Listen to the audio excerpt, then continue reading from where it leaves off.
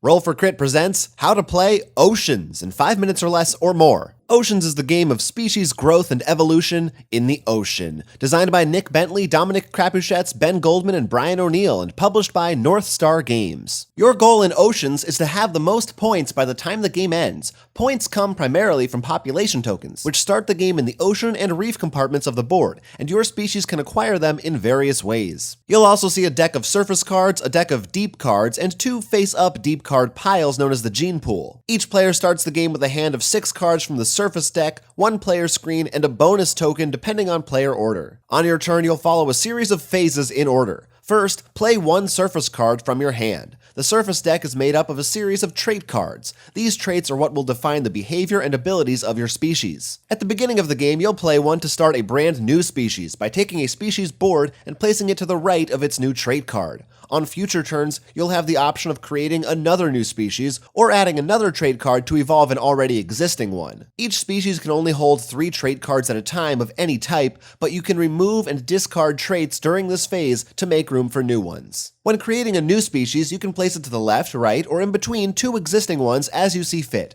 Trait cards can feature a forage value, attack value, defense value, and ability text. The ability text will explain what the card allows your species to do. The other attributes will come up in the next phase. There's also a migration number in the bottom left corner. Instead of playing a card to evolve a species, you can choose to discard it for its migration value. To migrate, move a number of population tokens equal to the card's migration value from one section of the board to another of your choice. Once you hear more of the rules, you'll better understand why you might want to migrate. After you've played a card to either migrate or evolve, you'll move on to the feeding phase, because you gotta eat. You'll choose one of your species to feed for the turn. There are 2 ways to feed: foraging and attacking. To forage, take a look at the green forage values across all of the species trait cards and add them together to get their total forage value. Take that many population tokens from the reef section of the board and place them onto your species board in the designated spots from top to bottom. All population tokens are the same regardless of color. If you've got a more predatory species, you can choose to attack instead. Attacking works similarly to foraging, but this time you'll reference the red attack values across your species traits. And instead of taking from the reef, you'll take population tokens from another species board. This could be one belonging to another player, or even a different board that belongs to you. You'll take tokens equal to your total attack value minus the other species' total defense value if they have any. If there isn't enough food in the reef or on a species to meet your feeding value, just take as many as you can, but you must be able to take at least 1 in order to carry out the action. If you're ever forced to add a token to the fish skeleton spot at the bottom of the board, that means your species is getting too much and has overpopulated. After resolving all other feeding steps and card abilities, remove tokens from the board until only 5 remain. Place these removed tokens in the reef or any ocean zone that you'd like. Some traits allow a species to feed multiple times, but if they overpopulate, they're done for the round. If a species has one of these green or red no icons listed amongst any of its trait cards, then it can't forage or attack depending on which color it is. If a species doesn't have any green or red icons, it can still forage or attack during this phase. Just assume that it has a value of 1 for either choice. During the feeding step, take care to note all of the trait cards played by yourself or your opponents. Many of them have effects that trigger based on conditions being met during this phase. For example, a species may gain population tokens if another attacks or forages. Anytime a species instructs you to gain population, take the indicated amount from the first available ocean zone that still has tokens in it, not from the reef. Also note that some trait cards depend on which species they're adjacent to and in which direction. This includes other players' species, so pay attention to their placement. Once your species has fed, it's time for all of them to age. Remove 1 population token from each species that you have in play and place it behind your player screen. This is how you receive tokens for your score pile for the end of the game. If you're unable to remove a token because a species doesn't have one during this phase, it goes extinct. Discard all of its trait cards and remove the species board.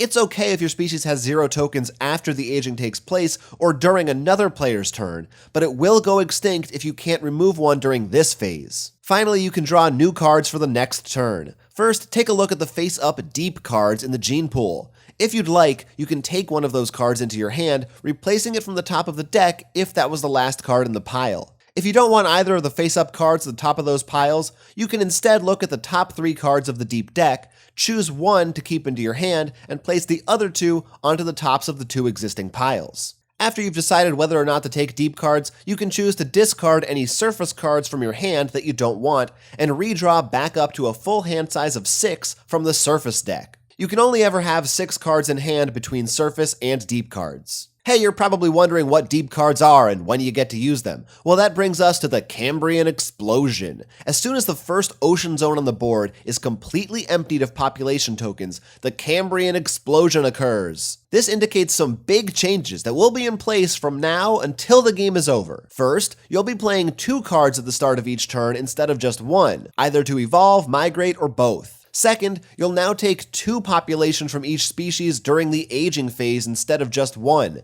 giving you more points each round, but making it harder to keep them from going extinct. And once the explosion hits, you'll be able to play deep cards. Deep cards represent traits just as surface cards do. They're played and resolved in the same way. However, they have a cost. To play one, you'll need to spend a number of population tokens from your personal score pile into any one board compartment of your choice. In exchange, deep cards offer powerful, unique abilities that won't be found anywhere else. You'll also notice 2 scenario cards linked to 2 different ocean zones. These have various effects that are triggered once their respective ocean zone is emptied, similar to the Cambrian Explosion. Unlike the explosion, however, these cards can be triggered multiple times. If that zone has tokens added to it again, its ability is turned off, but it can then be re-enabled by emptying it out once more. At a certain point, all 3 ocean zones will be completely empty. When that happens, finish the round so that each player has an equal number of turns, and then the game ends. Only the ocean zones matter for triggering the game end, not the reef. There will be a set of reserve tokens, so that players can still receive population during this final round. Each player receives points for the tokens in their score pile, remaining tokens on their species boards, plus their bonus token. The player with the most points wins. In conclusion, evolve, migrate, feed, age, survive. That's oceans in a nutshell. Did you get all that?